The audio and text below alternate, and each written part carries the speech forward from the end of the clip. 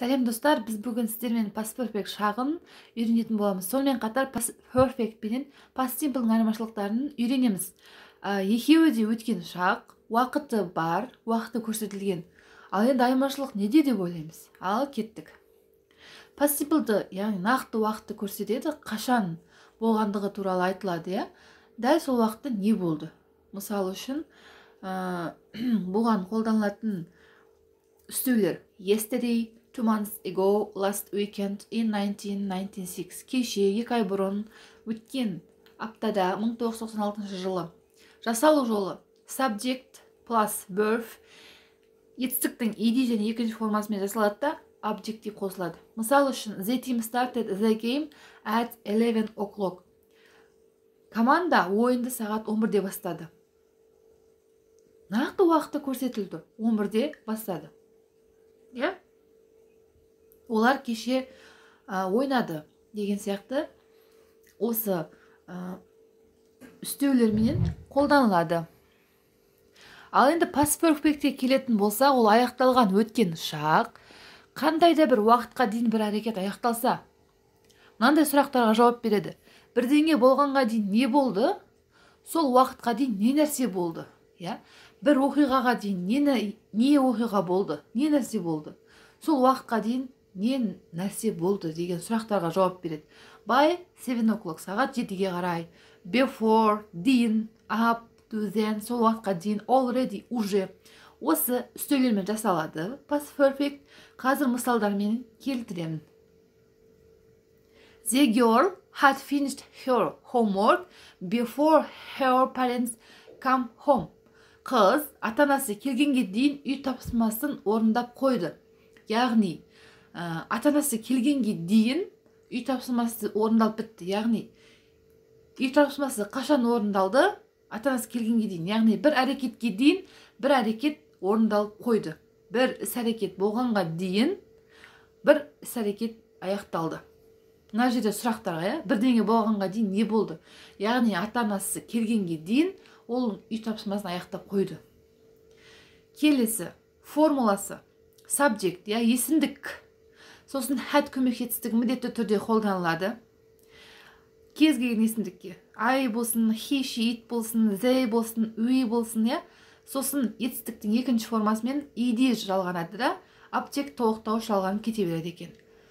Қараңыздар. I had cooked by 6 o'clock. Мен сағат 6-ға қарай тамақ жасап қойдым. 6-ға қарай. Сағат 6-ға дейін, 6 болғанға дейін ол тамақты жасап қойған. They had eaten pizza when I come to their place. Мен оларға барам дегенше, олар пиццаны жеп қойыпты. Яғни, не істеген, ол барам дегенше пиццаны жеп қойған. Яғни, бір әрекетті бітірем дегенше, бір әрекетті бітіріп тастаған ғой.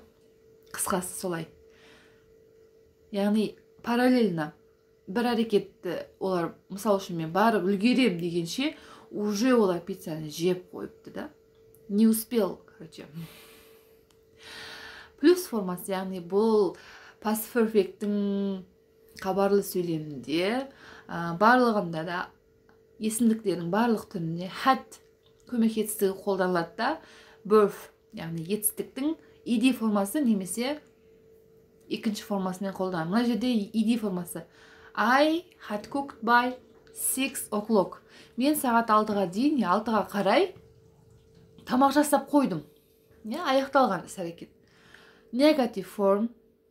I hadn't cooked by 6 o'clock.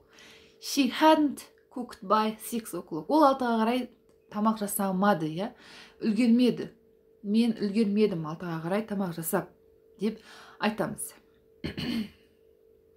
They hadn't eaten pizza when I come to their place. Олар әлі пиццаны жемепті, мен барғанға дейін, Яғни, бір әрекет аяқталғанға дейін, екінші әрекет аяқталмаған. Бұл negative form. Negative form, болымсыз түрі. Кеттік, сұраулы түрде көмек етістік. Міндетті түрде алдына шығып кетеді. Had you cooked by 6 o'clock? Had they cooked by 6 o'clock? Yes, I had. No, I hadn't. yes she had, no she hadn't деген сияқты жауаптарменен жауап береміз.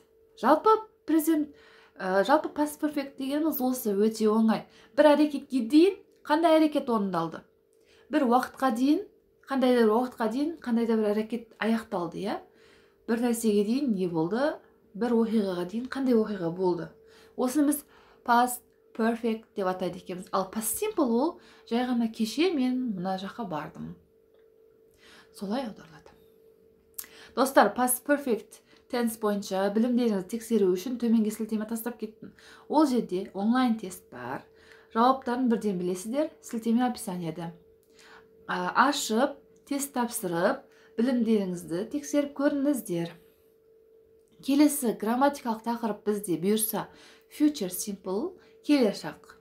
Осы сабақ туралы өтетін боламыз. Сабақтарымды жіберіп алмас үшін міндетті түрде менің каналыма жазыла кетіңіздер. Сау, сәлемет болыңыздар.